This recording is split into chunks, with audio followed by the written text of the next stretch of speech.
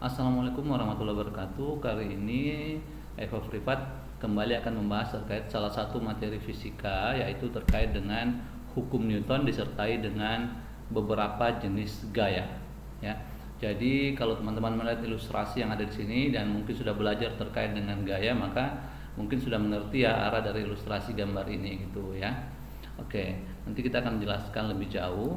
Untuk selanjutnya, hukum orang yang pertama kali berbicara terkait dengan Newton, terkait dengan gaya ya, itu adalah Sir Isaac Newton. Itu kenapa hukum-hukum terkait gaya dituliskan dalam hukum-hukum Newton. Jadi ada hukum pertama Newton yang mengatakan bahwa jika gaya total yang bekerja pada benda sama dengan nol, maka benda yang sedang diam akan tetap diam, dan benda yang bekerja dan benda yang sedang bergerak maksudnya ini ya, ini bukan ini sorry saya hapus, ini bergerak pada kecepatan tertentu akan tetap bergerak pada kecepatan tersebut ya. Hukum pertama Newton juga ini biasa disebut dengan hukum keinersiaan ya, keinersiaan maksudnya itu mempertahankan keadaan, bisa disebut seperti itu, mempertahankan keadaan ya. Jadi kalau kita melihat pernyataan pertama, jika gaya total yang bekerja pada benda sama dengan nol, secara matematis kalau kita tuliskan itu seperti ini. Secara matematis ya, pernyataan itu dituliskan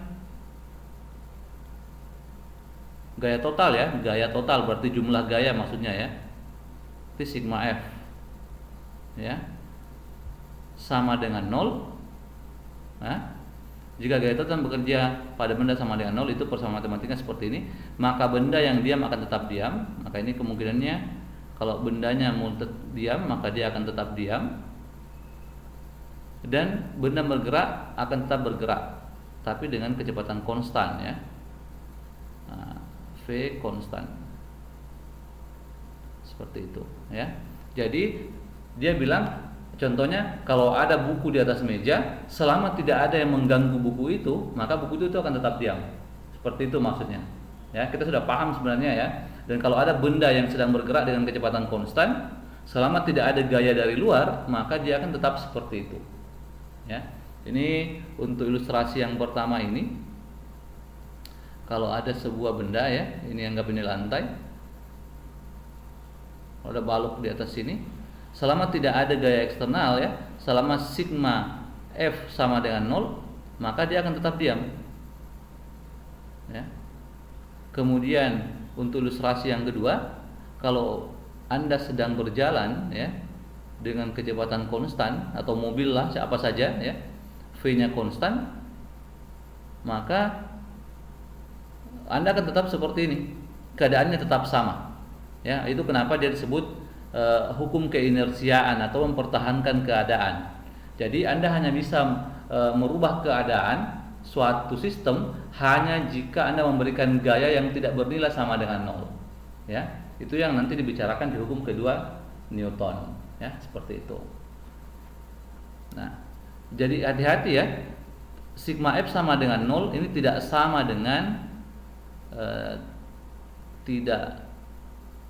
sama dengan tidak ada gaya ya. Ada gaya, bisa saja ada gaya, tidak ada gaya ya. Karena boleh saja kasusnya seperti ini. Ada benda ya,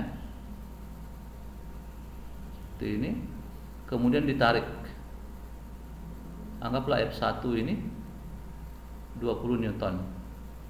Kemudian ditarik lagi ke sana dengan arah berlawanan F2 20 Newton.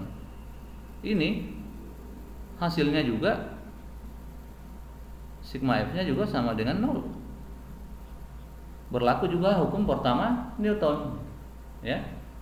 Nah, sekali lagi, sigma F sama dengan 0 bukan berarti tidak ada gaya ya, tapi jumlah gayanya itu sama dengan 0. Oke. Saya lanjutkan ya, semoga dipahami untuk hukum pertama Newton. Selanjutnya hukum kedua ya, laju perubahan momentum pada pada sebuah benda sama dengan gaya total yang bekerja pada benda tersebut. Nah, ini mungkin perlu kita membahas dulu terkait momentum ya. Momentum itu adalah tingkat kesukaran merubah keadaan suatu benda. Itu dirumuskan dengan seperti ini ya. P sama dengan M kali V. M ini kecepatan, M ini massa, V ini kecepatan. Ya. Jadi kalau dia bilang laju perubahan momentum, berarti itu sama dengan dP dt. Itu sama dengan gaya. Gaya total ya. Seperti itu, ya. Nah, ini sedikit butuh matematik ya. Ini M kali V ya. Seperti itu. Karena M-nya ini konstan, maka M dV dt. Ini dV dt. Di video sebelumnya ketika kita bicara terkait dengan gerak lurus, itu ada besaran yang kita sebut dengan percepatan, itu adalah dV dt ya. Sehingga untuk hukum kedua Newton, sigma F itu sebenarnya persamaan yang mungkin teman-teman temukan di buku itu sama dengan sigma F sama dengan M kali dengan A. Ya. Seperti itu. Ya. Dengan saya tulis saja keterangannya. Sigma F itu adalah gaya total. Ini tadi lupa ya disebutkan satuannya ya. Satuannya itu Newton ya, untuk satuan internasionalnya, untuk menghormati Sir Isaac Newton gitu. Kemudian M itu adalah massa dalam kilogram tentu saja, dan A itu adalah percepatan dalam meter per second kuadrat ya. Ini saya tuliskan ya, Newton. Biasa juga dalam bentuk lain ya, dituliskan seperti ini persamaannya. Kalau kita balik, A ini vektor juga ya. Kalau kita balik sedikit, ini kan menjadi sigma F per M ya. Biasa di buku dituliskan seperti ini. Percepatan yang dialami suatu benda ya. Ini kalau kita lihat hubungannya itu berbanding lurus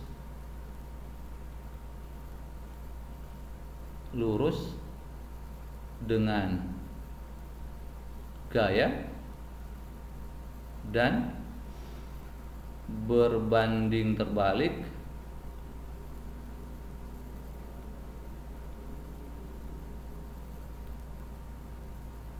ya dengan massa.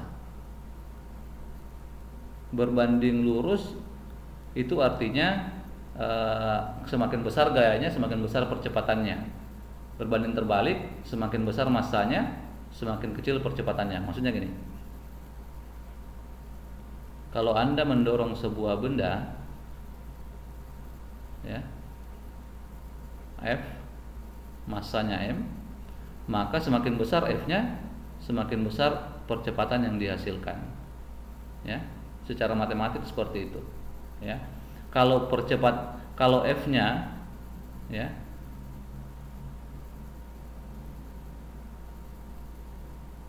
kalau ini tadi menghasilkan percepatan A, kalau ini kita kali 2F, ini massanya konstan, maka percepatannya saat ini itu juga menjadi 2 kali A. Kalau massa gayanya diubah menjadi 3 kalinya, 3F, maka ini menjadi 3A percepatannya. Seperti itu ya. Untuk selanjutnya, kalau kita mengali duakan massanya atau memperbesar massanya, maka percepatannya juga menjadi 1/2-nya. Seperti itu ya. Nah, ini hukum ketiga Newton biasa juga disebut dengan hukum aksi reaksi. Aksi reaksi ya. Jika suatu benda mengerjakan gaya pada benda lain, maka benda yang kedua ini juga akan mengerjakan gaya pada benda pertama yang besarnya sama dengan gaya yang diterima tapi arahnya berlawanan. Nah, secara matematik kalimat ini bisa dituliskan ya secara matematika ya.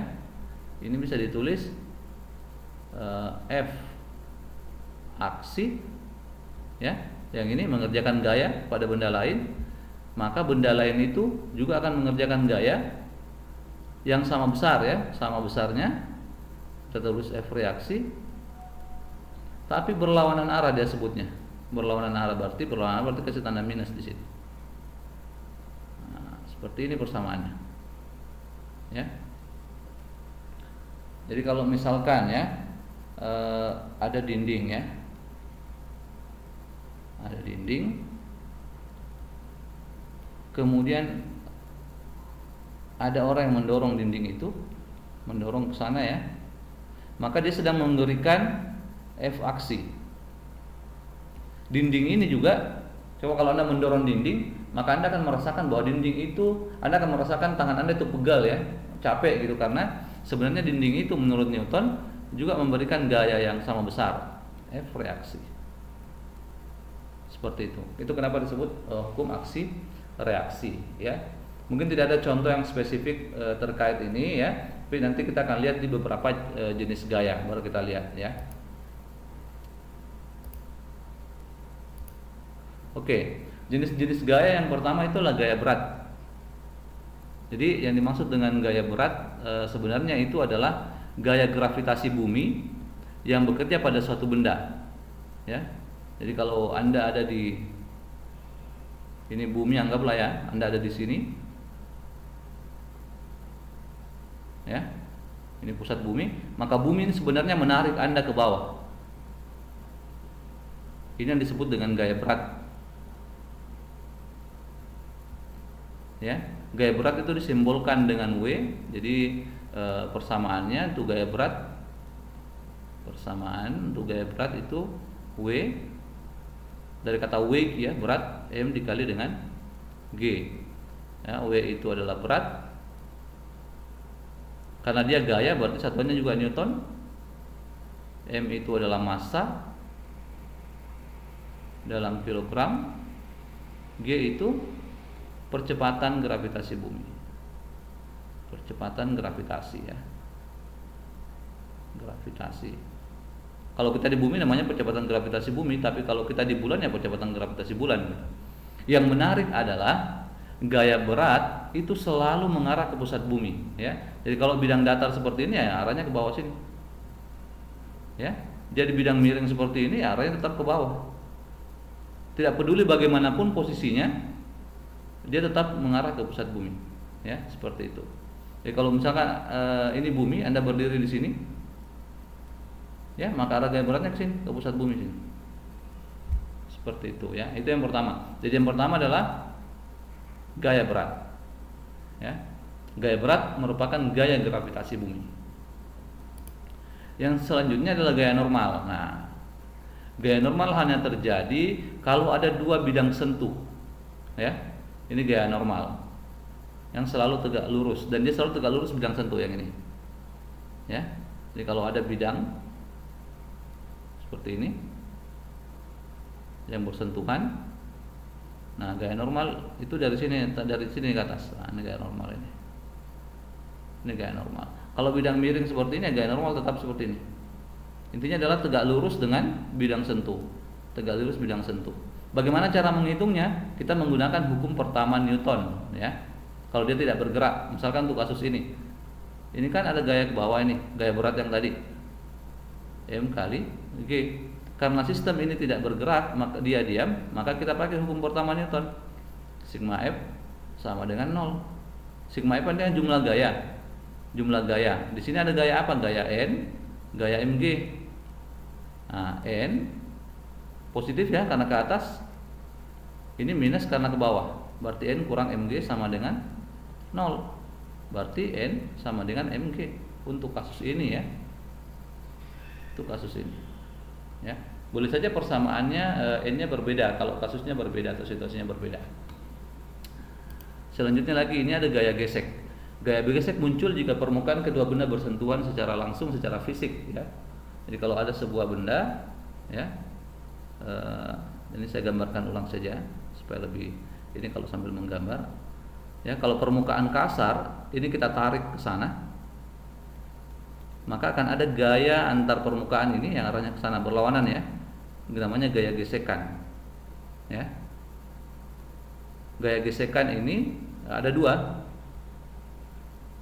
Gaya gesek itu ada dua. Ada namanya gaya gesekan statis. Statisnya diam ya. Jadi kalau bendanya masih diam namanya gesekan statis. Kemudian kinetis kalau bendanya sudah bergerak ya. Jadi kalau Anda mendorong meja sebelum dia bergerak namanya gaya gesekan statis. Kalau dia sudah bergerak namanya gaya gesekan kinetis ya. Gaya gesekan ini itu dirumuskan dengan nu dikali dengan n ya. Nu ini adalah koefisien gesekan. Koefisien gesekan. Sedangkan n tadi ini adalah gaya normal ya. Koefisien gesekan sendiri ini terbagi dua ya. Ada nu s untuk statis, ada nu k untuk kinetik ya. Seperti itu. Ini persamaan umumnya ini. Tantangannya sebenarnya nanti adalah untuk menentukan gaya normal kalau situasinya bidang datar, bidang miring atau dalam sistem yang lain ya. Ini normal, normasi ya, normal ya. Selanjutnya ini persamaannya tadi saja dengan keterangannya. Ini bisa dibaca sendiri dengan cara di pause videonya. Kemudian yang terakhir kita akan bicara terkait dengan gaya tegangan tali ya. Jadi sederhana saja, gaya tegangan tali timbul akibat ujung-ujung tali itu menegang. Itu kita sebut dengan tegangan tali. Jadi contohnya banyak, ada seperti ini, ada juga misalkan katrol ya. Katrol seperti itu. Nah, ini kalau talinya tegang maka di sini ada gaya tegangan tali namanya. Ya, seperti itu. Ya. Nah, ini juga yang bisa nanti ditentukan kalau contoh semacam ini. Ya tinggal digunakan hukum-hukum Newton ya. Hukum-hukum Newton. Jadi baik, demikian video dari Eva Privat untuk kesempatan kali ini. Terima kasih banyak atas perhatiannya. Kurang lebihnya mohon dimaafkan. Kalau ada teman-teman yang menginginkan file PowerPoint dari presentasi ini bisa disampaikan di komentar. Terima kasih banyak. Assalamualaikum warahmatullahi wabarakatuh.